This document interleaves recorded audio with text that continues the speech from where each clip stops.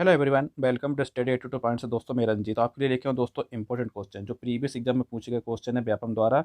ये सभी क्वेश्चन मैंने इस वीडियो में लिए हैं। यदि आपको मेरा वीडियो पसंद आए दोस्तों तो लाइक करना, शेयर करना, और जो फर्स्ट टाइम वीडियो देख रहे हैं उनसे रिक्वेस्ट है कि वीडियो को सब्सक्राइब करना। और दोस्तों लास्ट वीडियो में मैंने एक क्वेश्चन पूछा था आपसे, और क्वेश्चन ये था, निम्न में से दुनिया की सबसे लंबी हाईवे सुरंग आपको बतानी थी। और इसके ऑप्शन भी है दोस्तों, जवाहर टनल, गांधी टनल, अटल टनल और स्वराज टनल। तो इसका करेक्ट आंसर दोस्तों अटल टनल। ऑप्शन थर्ड इसका राइट आंसर होगा। इसके बारे में चर्चा करते हैं दोस्तों। इसकी आधारशिला कब रखी गई थी दोस्तों? तो ये अटल सुरंग है, इसकी आधारशिला रखी गई थी 26 मई 2002 को। 26 मई 2002 को इसकी आधारशिला रखी गई थी। उस समय स्वर्गीय अटल बिहारी वाजपेयी साहब का कार्यकाल था, और इसका उद्घाटन किया श्री नरेंद्र मोदी, मध्य भारत के प्रधानमंत्री श्री नरेंद्र मोदी ने इसका उद्घाटन किया है। और कब किया है दोस्तों? 3 अक्टूबर 2020 को। 3 अक्टूबर 2020 को इसका उद्घाटन किया गया है दोस्तों। और ये 9.02 किलोमीटर ये लंबी सुरंग है, और ये मनाली और लेह की दूरी को 46 किलोमीटर दूरी को ये कम करती है। तो करेक्ट आंसर होगा दोस्तों अटल टनल, दुनिया की सबसे लंबी हाईवे सुरंग। शुरू करते हैं question number first. Question number first दोस्तों, विधानसभा में जीएसटी कानून पारित करने वाला भारत का पहला राज्य था। कौन सा था जिन्हों विधानसभा में जीएसटी कानून पारित किया गया था? चार ऑप्शन है दोस्तों, तमिलनाडु, असम, गुजरात या फिर मध्य प्रदेश। तो दोस्तों विधानसभा में जीएसटी कानून पारित करने वाला भारत का पहला राज्य है, वो है असम। ऑप्शन टू इसका राइट आंसर होगा दोस्तों। और बात करें जीएसटी लागू करने वाला अंतिम राज्य, वो है जम्मू कश्मीर। जीएसटी लागू करने वाला अंतिम राज्य वो है जम्मू कश्मीर, और ये भारत में 1 जुलाई 2017 से इसको लागू किया गया था।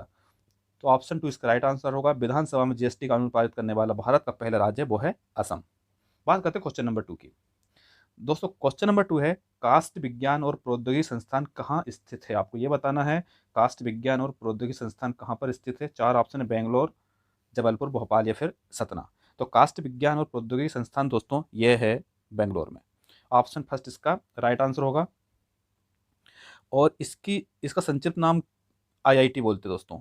इसका संक्षिप्त नाम क्या है? आईआईटी इसका संक्षिप्त नाम है, और ये भारत का सबसे बड़ा प्रौद्योगिकी संस्थान है। तो ऑप्शन फर्स्ट इसका राइट आंसर होगा। कास्ट विज्ञान प्रौद्योगिकी संस्थान कहाँ है? वो है बेंगलोर में। Option first is right answer. बात करते हैं क्वेश्चन नंबर थर्ड की। क्वेश्चन नंबर 3 है दोस्तों, भारत में कौन सी संस्था एक लोकप्रिय विज्ञान मासिक साइंस रिपोर्टर का प्रकाशन करती है? कौन सी ऐसी लोकप्रिय विज्ञान मासिक है मासिक साइंस रिपोर्टर का प्रकाशन करती है? चार ऑप्शन है, एनआरडीसी,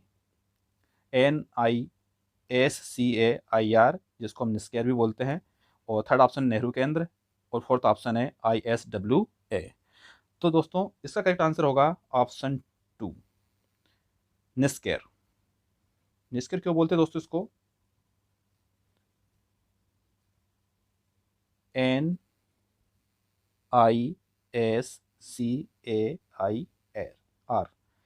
इसको बोलते हैं दोस्तों निस्केयर। ये दोस्तों संस्था लोकप्रिय विज्ञान मासिक साइंस रिपोर्टर का प्रकाशन करती है, और ये संस्था प्रति माह देश में होने वाली समस्त वैज्ञानिक शोधों का संग्रह कर उन्हें प्रकाशित करवाती है। कौन सी? निस्केयर। ऑप्शन टू इसका राइट आंसर होगा। बात करते हैं क्वेश्चन नंबर फोर्थ की। क्वेश्चन नंबर 4, निम्नलिखित में से कौन सी नदी भोपाल के सबसे निकट बहती है? आपको ये बताना है भोपाल के सबसे पास में कौन सी नदी बहती है।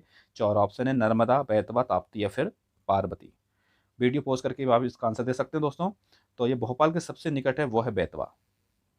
ऑप्शन टू इसका राइट आंसर होगा दोस्तों। बेतवा नदी जो है भोपाल शहर के पास से होकर बहती है। कहाँ से बहती है दोस्तों? ये रायसेन के कुमारगांव नामक स्थान से निकलती है, और इसकी लंबाई है दोस्तों 480 किलोमीटर। कितनी है दोस्तों इसकी लंबाई बेतवा की? 480 किलोमीटर है। रायसेन के कुमारगांव से ये निकलती है, और ये भोपाल के निकट है। तो ऑप्शन टू इसका राइट आंसर होगा बेतवा। बात करते हैं क्वेश्चन नंबर 5 की। क्वेश्चन नंबर 5 है दोस्तों, राष्ट्रीय खेल दिवस प्रतिवर्ष कब मनाया जाता है? कई एग्जामों में ये क्वेश्चन रिपीट होता है। ऑप्शन से दोस्तों 29 अगस्त, 25 अगस्त, 21 अगस्त या फिर 30 अगस्त। आपको सभी को पता होगा इसका करेक्ट आंसर है 29 अगस्त को। राष्ट्रीय खेल दिवस जो है दोस्तों 29 अगस्त को मनाया जाता है, और इसे ध्यानचंद के जन्म दिवस पर इसकी उनकी याद में ये मनाया जाता है। मेजर ध्यानचंद कौन है दोस्तों? ये है हॉकी के जादूगर के नाम से इनको जाना जाता है। राष्ट्रीय खेल दिवस 29 अगस्त, हॉकी के जादूगर मेजर ध्यानचंद। ऑप्शन फर्स्ट इसका राइट आंसर होगा। बात करते हैं क्वेश्चन नंबर 6 की। क्वेश्चन नंबर 6 से दोस्तों, एक राज्य का राज्यपाल एक क्या होता है, आपको ये बताना है। एक राज्य का जो राज्यपाल होता है ये क्या दोस्तों, एक संवैधानिक प्रमुख होते हैं, ये प्रमुख होते हैं, ये आनुवंशिक प्रमुख होते हैं या संसदीय प्रमुख होते हैं। तो एक राज्य का राज्यपाल है दोस्तों, वो होता है संवैधानिक प्रमुख। ऑप्शन फर्स्ट इसका राइट आंसर होगा दोस्तों, संवैधानिक प्रमुख होता है, प्रमुख माना जाता है। और ये दोस्तों, तो ऑप्शन फर्स्ट इसका राइट आंसर होगा, एक राज्य का राज्यपाल एक संवैधानिक प्रमुख होता है। ऑप्शन फर्स्ट इसका राइट आंसर होगा। बात करते हैं क्वेश्चन नंबर 7 की। क्वेश्चन नंबर 7 है दोस्तों, भारत के पहले ओडीआई क्रिकेट के कप्तान कौन थे। आपको ये बताना है, वनडे जो क्रिकेट थे उनके कप्तान भारत के पहले कौन बने थे। मंसूर अली खान पटौदी, कपिल देव, अजीत वाडेकर या फिर बिशन सिंह बेदी। तो दोस्तों इसका करेक्ट आंसर है दोस्तों अजीत वाडेकर। ऑप्शन थर्ड इसका राइट आंसर होगा दोस्तों, भारत के पहले ओडीआई क्रिकेटर कप्तान थे अजीत वाडेकर। और इनका पूरा नाम क्या है दोस्तों, अजीत लक्ष्मण वाडेकर। अजीत वाडेकर का पूरा नाम है दोस्तों अजीत लक्ष्मण वाडेकर है। और ये दोस्तों बाएं हाथ की बल्लेबाजी के लिए ये जाने जाते हैं, बाएं हाथ से ये बल्लेबाजी करते थे, इसलिए इनको जाना जाता है अजीत लक्ष्मण वाडेकर। ऑप्शन थर्ड इसका राइट आंसर होगा। बात करते हैं क्वेश्चन नंबर 8 की। क्वेश्चन 8 है दोस्तों, स्माइलिंग बुद्धा के नाम से किसे जाना जाता है। चार ऑप्शन है दोस्तों। स्माइलिंग बुद्धा, बोध गया में बुद्ध की मूर्ति। ऑप्शन टू है दोस्तों, भारत के पहले सफल परमाणु बम परीक्षण के लिए कोई कोड था। या फिर थर्ड ऑप्शन है, भारतीय नौसेना में शामिल एक जहाज है। और फोर्थ ऑप्शन है, विस्थापित बौद्ध भिक्षुओं के लिए तैयार बस्तियां। तो ये दोस्तों इसका करेक्ट आंसर होगा, भारत के पहले सफल परमाणु बम परीक्षण के लिए कोड था, और उस कोड का नाम था दोस्तों स्माइलिंग बुद्धा। और दोस्तों भारत के पहले सफल परमाणु बम परीक्षण के लिए कोड दिया गया था, स्माइलिंग बुद्धा दिया गया था। और इसे पोखरण फर्स्ट परमाणु परीक्षण भी इसको कहा जाता है। क्या कहा जाता है दोस्तों इसे पोखरण फर्स्ट परमाणु परीक्षण भी कहा जाता है। और इसका निर्माण किसने किया था, Tata fundamental research institute Mumbai द्वारा इसका निर्माण किया गया था। तो ऑप्शन टू इसका राइट आंसर होगा, स्माइलिंग बुद्धा भारत का पहला सफल परमाणु बम परीक्षण के लिए ये एक कोड था। बात करते हैं क्वेश्चन नंबर 9 की। क्वेश्चन नंबर 9 है दोस्तों, हमारे देश में आयोजित उस कार्यालय का नाम क्या है जिसका लक्ष्य प्राथमिक विद्यालयों में न्यूनतम आवश्यक सुविधाएं उपलब्ध कराना है। आपको संस्था का नाम बताना है दोस्तों, उस कार्यालय का नाम। ऑपरेशन ब्लैक बोर्ड, सर्व शिक्षा अभियान, ऑपरेशन चौक और डस्टर, या फोर्थ ऑप्शन है सभी के लिए शिक्षा। तो इसका करेक्ट आंसर है दोस्तों operation black board. Option first इसका राइट आंसर होगा दोस्तों। ऑपरेशन ब्लैक बोर्ड जो कार्यक्रम की शुरुआत देश के सभी प्राथमिक विद्यालयों में की गई थी दोस्तों। और इसका उद्देश्य क्या था, इसका उद्देश्य था दोस्तों प्राथमिक विद्यालयों के समस्त विद्यार्थियों को शिक्षा देना, आवास तथा स्वास्थ्य संबंधी समस्त सुविधाएं उपलब्ध कराना था। इसके तहत बच्चों को स्कूल में निःशुल्क भोजन भी प्रदान किया जाएगा, ये इसका लक्ष्य था। Operation black board, option first इसका राइट आंसर होगा। बात करते हैं क्वेश्चन नंबर 10 की। क्वेश्चन नंबर 10 है दोस्तों, बिंद श्रेणी में सबसे ऊंची चोटी कौन सी है। आपको ये बताना, बिंद श्रेणी में सबसे ऊंची चोटी आपको बताना है। चार ऑप्शन, मिकाई की श्रेणी, गुड़बिल चोटी, बेल चोटी या फिर कास्केड श्रेणी।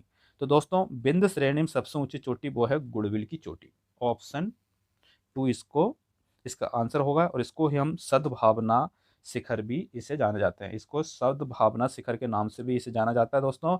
और बिंद श्रेणी के दक्षिण भाग में नर्मदा नदी बहती है, इसके दक्षिण में नर्मदा नदी बहती है। और गुड़बिल चोटी है बिंद श्रेणी की सबसे ऊंची चोटी, और इसको ही हम सद्भावना शिखर के नाम से भी जाना जाता है। बात करते हैं क्वेश्चन नंबर 11 की दोस्तों। क्वेश्चन नंबर 11 है, कौन सी नदी है जो रीवा में पूर्वा झरने का निर्माण करती है। आपको ये बताना, रीवा में जो पूर्वा झरने का निर्माण कौन सी नदी करती है। चार ऑप्शन है दोस्तों, तमस, विपुल, चचाई या फिर पार्वती। तो इसका करेक्ट आंसर है दोस्तों तमस। ऑप्शन फर्स्ट इसका राइट आंसर होगा तमस। तमस जो है दोस्तों रीवा में तमस नदी द्वारा पूर्व झरने का निर्माण किया जाता है। और रीवा को सफेद शेरों की भूमि के नाम से भी जाना जाता है। तमस नदी को टॉस नदी भी हम कहते हैं। और ये नदी क्या है, मध्य प्रदेश और उत्तर प्रदेश से निकलने वाली गंगा की सहायक नदियों में से एक है। तो तमस इसका राइट आंसर होगा दोस्तों, रीवा में पूर्व झरने का निर्माण करती है तमस। बात करते हैं क्वेश्चन नंबर 12 की। क्वेश्चन नंबर 12 दोस्तों, सड़क मार्ग राजमार्ग और बंदरगांव के लिए भारत का कौन सा मंत्री है? आपको ये बताना है, सड़क मार्ग, राजमार्ग और बंदरगांव के लिए भारत का कौन मंत्री है। 4 ऑप्शन है दोस्तों, पीयूष गोयल, सुरेश प्रभु, राधा मोहन सिंह या फिर नितिन गडकरी। तो इसका करेक्ट आंसर होगा दोस्तों नितिन गडकरी साहब। सड़क मार्ग, राजमार्ग और बंदरगांव के ये मंत्री हैं नितिन गडकरी साहब, और ये मई 2014 से, कब से दोस्तों, 2014 से इन्होंने मंत्रालय का भार संभाला है। और नितिन गडकरी भाजपा सरकार में 16वीं लोकसभा में परिवहन मंत्री के पद पर वे कार्यरत हैं। तो ऑप्शन फोर्थ इसका राइट आंसर होगा नितिन गडकरी। बात करते हैं क्वेश्चन नंबर 13 की। 13वां है दोस्तों, सोनगिरी ब्लैंक का तीर्थ स्थान। आपको ये बताना सोनगिरी किसका तीर्थ स्थान है। 4 ऑप्शन है दोस्तों, जैन, मुसलमानों, बौद्ध या फिर सिख। तो सोनगिरी जी दोस्तों ये है जैन का। ऑप्शन फर्स्ट इसका राइट आंसर होगा दोस्तों। सोनगिरी क्या है, जैनियों का तीर्थ स्थान है। और सोनगिरी स्थान मध्य प्रदेश के दतिया में स्थित है। और यहाँ पे दोस्तों 108 जैन मंदिर है। कितने हैं दोस्तों, 108 जैन मंदिर है। इसके बाद में अभी ये बन गया है निमाड़ी। तो सोनगिरी का तीर्थ स्थान है जैन। ऑप्शन फर्स्ट इसका राइट आंसर होगा। बात करते हैं क्वेश्चन नंबर 14 की। 14 दोस्तों, उदयगिरी और खांडागिरी गुफाएं कहाँ स्थित है। तो दोस्तों उदयगिरी और खांडागिरी गुफा हैं। ऑप्शन से दोस्तों कर्नाटक, उड़ीसा, महाराष्ट्र या फिर मध्य प्रदेश। तो उदयगिरी और खांडागिरी गुफाएं हैं, यह है दोस्तों उड़ीसा में। ऑप्शन 2 इसका राइट आंसर होगा उड़ीसा। उड़ीसा में स्थित है। और इसके अतिरिक्त उड़ीसा में क्या है दोस्तों, यह यहाँ पे है पायकुंद हिल भी है। और भारत की तटीय झील चिल्का भी यहीं पर पाई जाती है। उदयगिरी और खांडागिरी गुफाएं उड़ीसा में है और चिल्का झील भी उड़ीसा में है। तो ऑप्शन 2 इसका राइट आंसर होगा उड़ीसा। बात करते हैं क्वेश्चन नंबर 15 की। मध्य प्रदेश के प्रथम मुख्यमंत्री कौन थे। ऑप्शन है दोस्तों रविशंकर शुक्ल, संजय जगदाले, अनूप कुमार या फिर जयंत मलैया। तो दोस्तों इसका करेक्ट आंसर है दोस्तों रविशंकर शुक्ल। मध्य प्रदेश के प्रथम मुख्यमंत्री श्री रविशंकर शुक्ल थे दोस्तों। और रविशंकर शुक्ल मध्य प्रदेश के गठन के पहले पार्ट ए के प्रमुख थे। और पार्ट ए की राजधानी आपको पता होगी दोस्तों नागपुर थी। पार्ट ए की राजधानी नागपुर थी। तो इसका करेक्ट आंसर होगा दोस्तों रविशंकर शुक्ल। ये इंपॉर्टेंट 15 क्वेश्चन थे दोस्तों। आज का प्रश्न है दोस्तों सभी के लिए, इसका आंसर मुझे कमेंट्स में देना। भारत में जीरो आधारित बजट की शुरुआत निम्नलिखित में से किस वर्ष हुई थी। आपको ये बताना कि भारत में जो जीरो आधारित बजट था इसकी शुरुआत कब से हुई थी। 83, 81, 84 या 85। इसका आंसर दोस्तों मुझे कमेंट्स में देना। तो फिर मिलता हूँ दोस्तों मैं इंपॉर्टेंट क्वेश्चन लिख के आपके लिए। जब तक के लिए जय हिंद, वंदे मातरम। थैंक यू दोस्तों।